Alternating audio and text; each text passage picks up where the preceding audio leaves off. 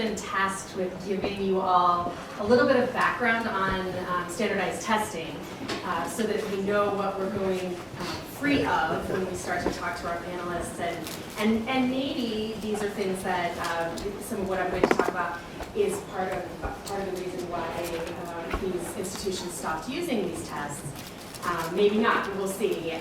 But I'm just going to give you a little bit of history on standardized tests that some people really don't know, and that is that standardized tests, the SAT, standardized admissions test, GRE, graduate records examination, which is used to enter graduate school, and the MCAT, which is used to enter medical school, are all rooted in the intelligence quotient, the IQ test. And the IQ test was started in 1905 by Alfred Binet. And very soon after, we started to develop, not we, but people started to develop standardized tests, the SAT, GRE, and MCAT specifically. And almost immediately, as those tests were being developed, those who were prominent leaders in the eugenics movement embraced those tests and held them forward as a way to promote their movement. Now, for those that don't know about the eugenics movement, because you weren't in my class last night, I was just talking about the eugenics movement in my class. For those that don't know about the eugenics movement, this was a movement that we now would refer to as pseudoscience, and by that I mean fake science that's not real. All of the data was fraudulent, all of the data was wrong, and the movement, the eugenics movement, those involved in it were intending to show inferiority of people with darker skin as compared to those with lighter skin. That was the whole purpose of the movement. So they went around and they did things like measuring people's head shapes and things like that. And they tried all different ways to prove that there was some kind of biological determinant of race, and they were unable to do so with real data. They made up all the data that was used. But the eugenics movement did land fiercely in our country and in our world as a movement that led to a lot of racial hierarchies. And we should know, as we enter into this conversation, that the intelligence quotient, and Alfred Binet himself was involved in this movement, and the standardized tests that came out of it were also part of that movement. So it is absolutely no surprise when we find that there's a racial disparity in the outcomes of those who take standardized tests, and there has continued to be at least a 2-point standard deviation between black students and white students, for example, on standardized tests. This is no surprise because the tests were actually set up to do that. So they're working. They've been doing what they were meant to do all along. We've also studied these standardized tests over time, and we found that standardized tests have absolutely no predictive utility in terms of predicting students' success beyond the first few days of their experience in either college or graduate school or medical school. So they're basically worthless tests that only promote eugenics movement, racist types of thinking, and yet they're really pervasive, and we talk about them as if they're some kind of access tool. So that's the history that we're building on, and the one thing that I will say standardized tests can predict is disparities in K-12 schooling. That is the one thing that standardized tests can predict. So we can show through standardized tests that people have had really racially disparate and unfair K-12 schooling experiences. But that's really the only evidence we've ever been able to build with real data on standardized tests. So it's with that history that we're going to start our conversation. I'm going to go sit back down, and then we'll let our panelists talk to us.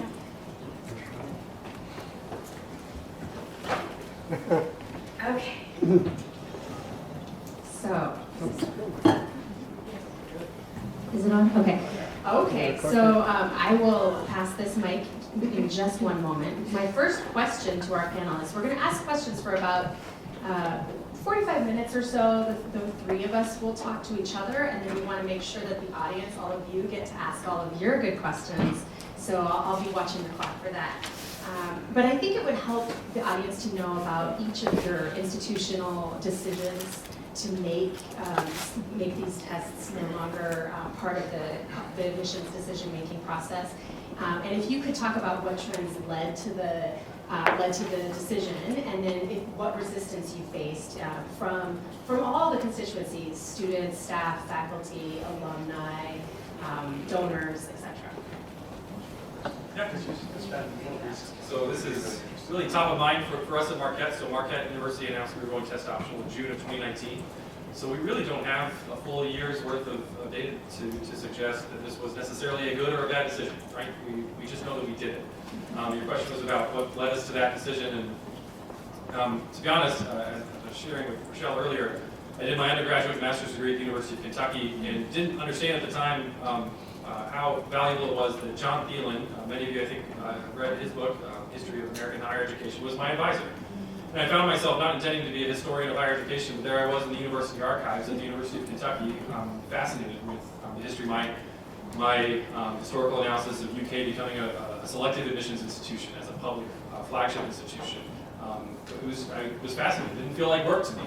And what I found, you asked sort of what decisions or what things happened that might have led us to discern or to discuss this as a possible outcome at Marquette. Well, many of you may remember that about 2 years ago, the University of Chicago announced that they were becoming test optional. And that was a pretty large domino to fall. For those who are looking for a resource on all the schools that are test optional, it's fairtest.org.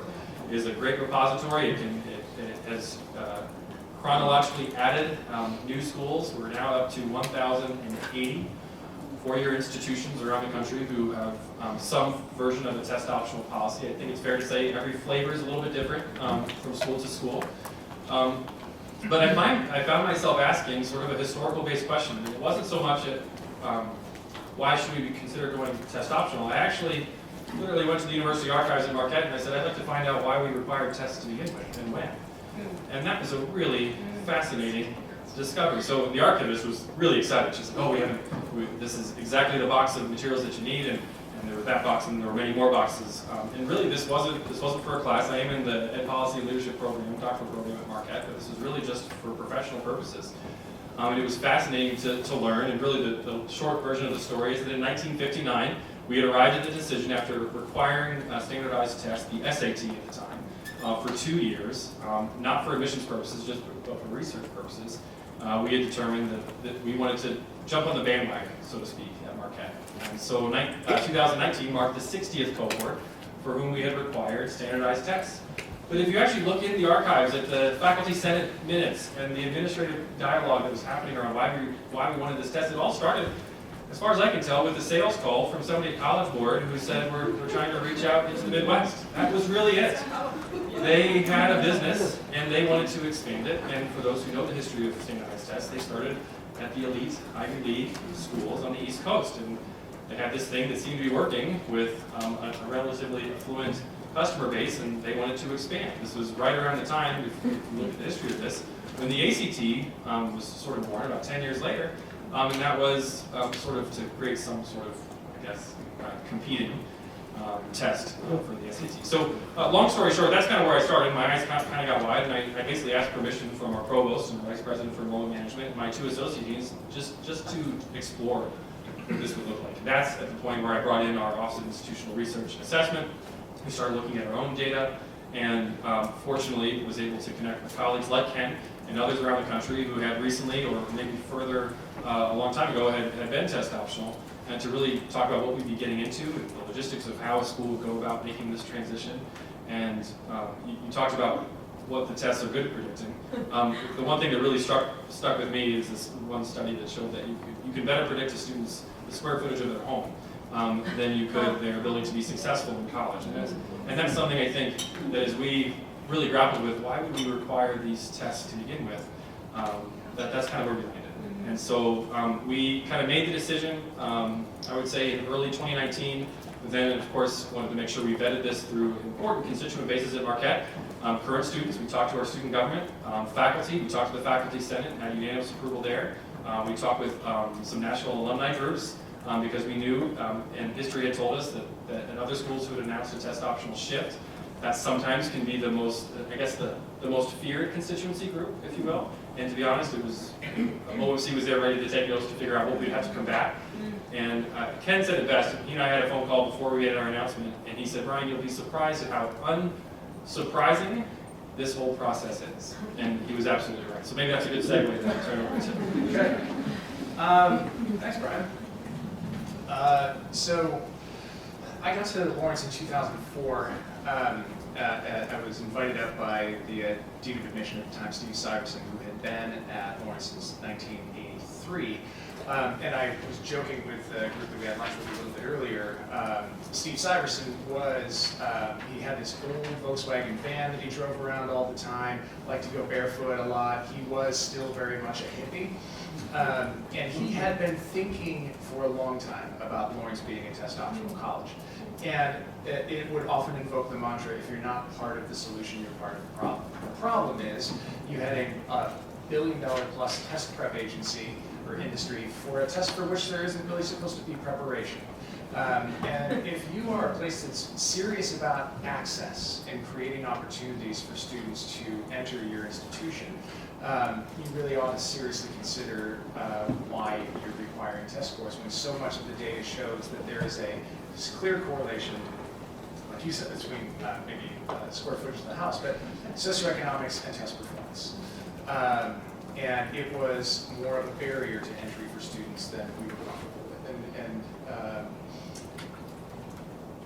In 2000, I think it was 2005, Bates College out in Maine had released the results of a 20-year long, I see people nodding, maybe you've read it, Bill Hiss published a 20-year longitudinal study of their own research on having been a test optional college. And for us, it was the data set that enabled us to take an idea and turn it into a reality. We did some of our own research and started trying to assess how much additional predictive value ACTs and SATs had in end of first term performance, which is really all they're supposedly good for.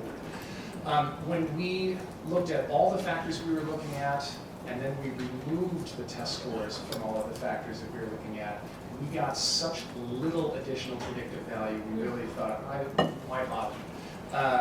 And so it gave us enough of a data opening of our own. It was mirroring what Bates had seen for us to then go through the process of saying, let's do this. And, as I shared with our group earlier, Lawrence is a place that at the time was really interested in being first in something. We wanted to be the first small liberal arts college in the upper Midwest to go test optional. And we did it, by God. And so 2006 was our first cohort of enrolling students under this test optional policy. About a quarter of our students that year chose not to submit their test scores.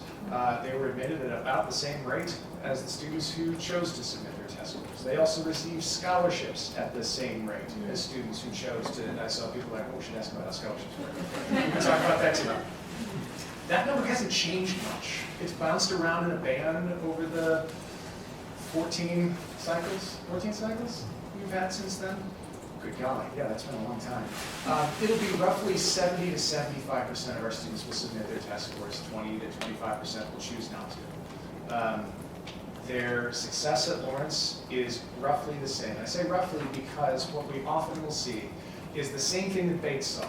In year one, there's a gap in GPA for students. The submitters tend to have a little higher GPA at the end of their first year than the non-submitters.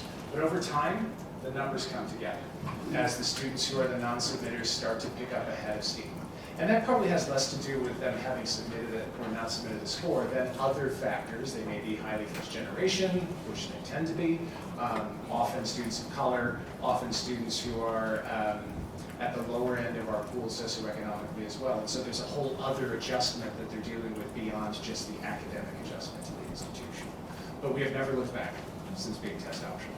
I know one of the things you wanted to talk about is where were the resistance points that you saw. Not surprisingly, faculty in the mathematics department and the science department have the greatest issue with it because it's a quantifiable number. You need that. No, you don't. But we shared it with we would get test scores from students and we would pass it along. Even for students who were non-submitters. A lot of students still send in their tests because they don't know that you're a test optional college, and then they'll tell you after the fact, don't look at it, and you don't. but we still have it as a data point. And so we'll pass it along to faculty members with all the provisions of this is not the only thing you need to be considering about the student. I should pause, because I know you have other questions to go. But we did it before the cool kids started doing it. We were really excited when Chicago saw the light. Because we figured, and by we, I'm thinking all the colleges that were test optional before that, because it would start another wave. And you're seeing it. I mean, you're seeing it with colleagues, with my colleagues at Marquette and others, but you're also seeing rumblings out of the University of California system, and oh my God, did the College Board push back on that? Because there's a lot of money to be had in this whole game. I don't have any opinions about this. This is great. This is great. Well, we have a really interesting opportunity because one school at Marquette has been 2019, so you're about a year in, and then you're over a decade in at Lawrence. So I'm interested in how being test optional has, if it has yet, changed the kinds of applicants that you're getting, and then both those who are applying to the institution and also the pool of people that might be admitted to the institution. Yeah, I'll start and just share that, you know, kind of what our intention was and then what some of the fear was among kind of, there were some internet trolls, that we'll call them that, early when we made our announcement, who said, well, this is just, you're just watering down the education, you're not concerned about quality anymore, you're just fearful about losing enrollments. And by no stretch was that our intent whatsoever. In fact, fundamentally our goal was to attract applicants who had never applied to Marquette. As I described it, we wanted to attract students who had self-selected out of applying to Marquette because of their perception of who was allowed to get in. Fundamentally, that's what we wanted to do. And it is early, but I think the initial data for us is promising. We're fairly similar. It took a lot of phone calls with colleagues for me to feel confident in the decision and also for me to convey that confidence onto our administration. Is everybody going to apply test optional in year one? Well, no, 18% of our applicants this year applied without a test score. We have accepted roughly between 14 and 15% of all test optional applicants, or excuse me, I should say 14% of all of our admitted students are test optional, so slightly less than the applicant pool. And then of our deposited pool, students who have committed thus far, we're at roughly 20%. So these are just like the initial numbers that we've got in our applicant pool. And one of the things that we know for sure is that there are students who are admitted to our College of Nursing, which is by far one of our most selective undergraduate programs, that otherwise would not have applied to Marquette. So for us, it's mission accomplished, but as we look kind of further down the road, it's going to be important to look at some of those analyses. And one final point I wanted to make, and I did share this with the group earlier, but I think one thing that's particularly telling is, yes, we're relatively new, and yes, University of Chicago is only 2 years in to making their announcement, but there was a critical mass of schools, let's call it 3 years ago or longer, who went test optional. I think it's really important to ask the question, how many of them got cold feet after doing this for a couple of years and looked at their data and said, oh no, we actually do need that test. And the reality is, and I emailed the person who runs fairtest.org, who tracks these 1,080 schools, and the number I got was 2. There were 2 universities who chose to go test optional, and then for one reason or another, in these 2 schools, it was a very angry alumni base who convinced an administration to go back to the old policy. That's pretty telling, I think. So for us, that's heartening, I think, to know that we're not just testing this out. I think to put some people's minds at ease, we told our faculty that we are willing to call this a 5-year pilot study and then look at the data just like Lawrence has done, just like other schools will do. And if we learn at Marquette that, you know what, that test told us more than our internal research told us it did before we made this announcement, then sure, we'll consider. We're open to anything that's going to help predict student success at Marquette, right? That's what admissions offices exist for, right? We're trying to identify those right fit students. But there's so much flawed in this process, and the last thing we wanted to do is carry forward this sort of aggressively biased process. And not to mention how much time and effort, and we know money as well, students and their parents put into preparing for these exams as well. So the question is, how has it changed maybe the composition of our applicant pool or our pool? Over the time so over the 14, 15 years that we've been test optional, Lawrence has certainly become a much more diverse place. But I think that is much more of a reflection of the diversification of the national student population, more so than it can be attributable to test scores. I think sometimes people want to tie those things together, but I don't really think that. If you take our student population and graph it against the United States, the trend line is exactly the same in terms of how things are converging. But unfortunately for us, we didn't all of a sudden see this big boom in applications, mostly because Lawrence, unlike Marquette or the University of Wisconsin, is not really kind of a household name for folks, and like all of a sudden we were popping up on a lot of radars. But what it also reveals is a problem, I think, in the information pipeline for students. And again, folks who were with us at lunch, I apologize for repeating this, but despite the fact that there are 1,080 colleges in the country, you will be surprised by how many people are surprised to learn that colleges don't require test scores. Despite the giant footprint of schools that do, because the conditioning is so much all about testing. So there's this, wait a minute, what's the catch? If I don't submit my test score, is it going to be held against me? Are you going to think I'm hiding some terrible data point from you? And so I think sometimes people are really leery about even what that process looks like, or that they're going to be at a disadvantage. The question we would often get in the admissions office is, I have X test score, should I submit it or not? The answer to which is, that's entirely up to you. Take a look at our average test scores and see if that plays into it, but more important, do you feel like your academic work that you've done for 3 years in high school tells us what kind of a student you are? And if the answer is yes, no matter how good or how poor your test score is, don't send it. That's fine. We have a number of students who have phenomenal test scores, but have academic performance that even outstrips that and choose just to hold their test scores back. That's fine too. But we also have a whole lot of students that have pretty low test scores, but every other data point about that student suggests that she can be successful in this. And the big liberating thing for us in the years after we became test options is that we didn't have to argue with ourselves about why, when everything suggests the student is a good fit at Lawrence, should we prevent the student from being here because of that one test score, which for a whole lot of reasons is not predictive. Students probably not taking it at their home school. Who knows what happened the night before they took the test, if they slept well, if they ate well, what sort of things were going on in their life. That is way too much pressure to put on the student. The stakes are too high.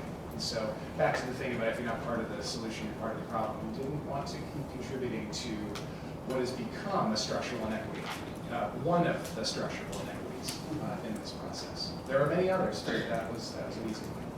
And we get to point in our data that the fall 19 cohort that we enrolled was the most diverse undergraduate cohort we had ever seen at Marquette. So for those who, yeah, that's a starting point. I would anticipate that our data will look similar to Lawrence's in the future, but that certainly isn't the cause for why we did this. We did this because it was the right decision for us. Okay, so the question that's on a lot of people's minds, I imagine, is how we evaluate students with a test optional admissions decision. So if you could each talk through how students are evaluated if they choose to submit a test, and then how they're evaluated if they do not submit the test, and then specifically, and you mentioned this too, to make sure that they're not penalized if they don't submit the test. We measured it by height. Makes sense. Yeah. Now, for us at Lawrence, just to give you a sense of the type of place that we are. So we're a small liberal arts college, highly residential, entirely undergraduate, 1,500 students. We have a College of Liberal Arts and Sciences and a Conservatory of Music. About 80% of our students are in the college, about 20% are in the conservatory. And a thin slice of that group lives in both worlds. Some are earning a degree in the college and a degree in the conservatory, a double degree student. And so, for conservatory students, we have the audition, which plays a huge role in admission to the institution. We rely even less on test scores there than we did in the college. We still have an academic review that students have to go through for the conservatory. I'm looking at my colleague over here who used to be our director of conservatory admissions at Lawrence, Harris.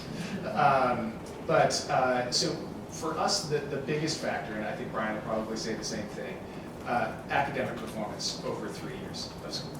And for us, it's going to be course selection, it's going to be GPA, it's going to be the trend line of the GPA, because not every 3.5 GPA has the same story. Some are sine waves, some are upward trending, some are downward trending. But we also look at the kind of school that the student goes to, because context matters. If a student has no access to a rigorous curriculum, but has done everything that she can do to max out at that school, we want to give that student as much of a footing as anybody else that we're making a decision.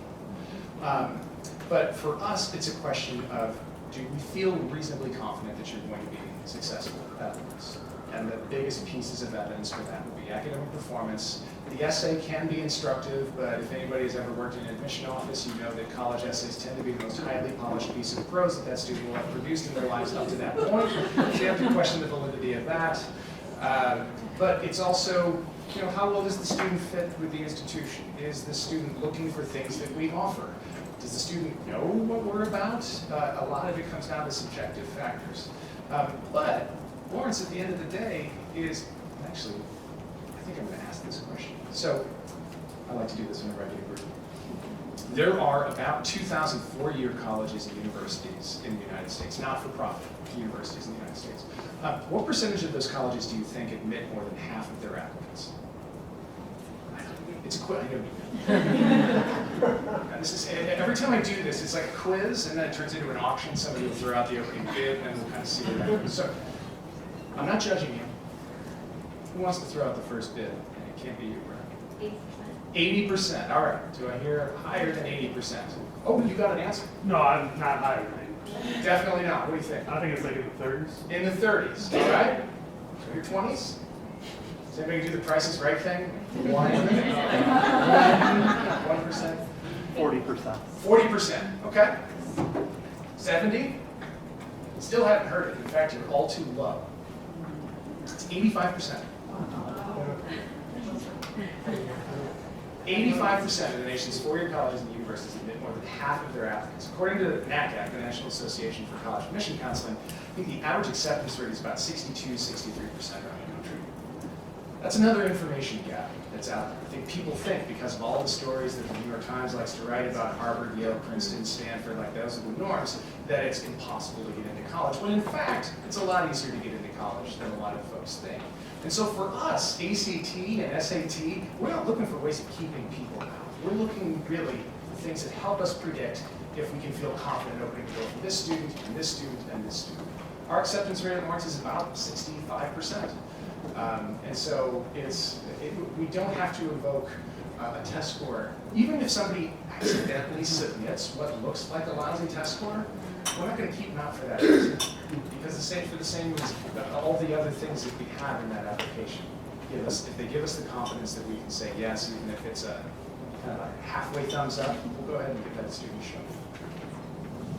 So Marquette is, we're a direct-admit university. We have 7 undergraduate colleges. I mentioned nursing earlier, education, communication, health sciences, arts and sciences. I'm sure I'm leaving something out. But, so we evaluate actually not by which high school you come from. We actually evaluate you by which college you've applied to. And so one of the things that we did, looking at the data, was looking, okay, we're going to go test optional. What will we do in the absence of a test? Well, we found, as Ken described, that high school performance and the rigor of their course selection and the performance across those 3 years, for us anyway, in our data, was the best predictor of student success at Marquette. And so really transitioning from test optional to, from test required to test optional was fairly simple. We are absolutely holistic. One of my favorite additions to our application this year was a question asking students who in their life depends on them. Knowing that we think students can fill out something like up to 12 activities on our application, that's ridiculous. We're looking for, as I'm sure Ken would, breadth and depth, right? But also not just to show off how many lines on experiences and leadership abilities, etc., they can complete, but we want to know how students are spending their time, what they're passionate about, right? To the point of finding somebody who's going to appreciate what we have to offer at Marquette, given our mission and our values and what we know students do when they get to Marquette, and the ways in which they are engaged. One of the things I will share in sort of to broaden the context for this question in particular is what I use the analogy of a crutch that I think so often in higher ed, because we become so accustomed to these tests, their numbers, and we know that a 1600 is a really good SAT score, and we know that a 31 is probably a pretty good ACT score. What I actually worried about as I learned more about our use of these tests in the admissions office is that sometimes, whether we want it to or not, these tests, which are designed to predict success of a freshman, are actually being used by departments far downstream. And I think it's really important to ask the question about whether it's UW-Madison or any school, who's picking up this number and saying, oh, this would make a great med school candidate? Because that's not what the SAT was designed to predict, right? So by far, our most selective program at Marquette is we admit 10 students to our dental school as high school seniors every year. These students are absolutely brilliant. And what was really important to me, if we looked at the spectrum, we take our least selective college that we admit students to, and then we take the pre-dental scholars program that we admit students to. And I really wanted to press the dental school and say, hey, we're thinking about going test optional. How do you feel about that? And they said, they looked at our data, and we did our own persuasion, and they said, all right, we're all in. And what was really important to me is that we looked at every nook and cranny of the institution that might try to reference or leverage these scores for, I would say, evil, right? We don't want to accuse them of evil, just misuse, right? The misuse of these tests was really important to me, so that if a student told us at the point of admission they don't want to submit their test score, that it wouldn't come back to haunt them in their junior year when they're applying for an internship, or in our College of Education, actually. There was a connection between ACT score, I think I asked Ken about this, and the, how would I describe this? It was to use it in place of the praxis. Back when praxis one was, I don't want to get into the, I talked to our Department of Education, and they finally said, oh, we can change our policy, we no longer need these tests. It was really, really important to us that it wouldn't negatively impact a student downstream, as we like to say.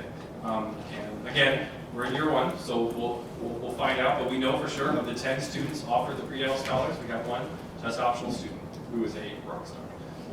So we're excited to see how that goes.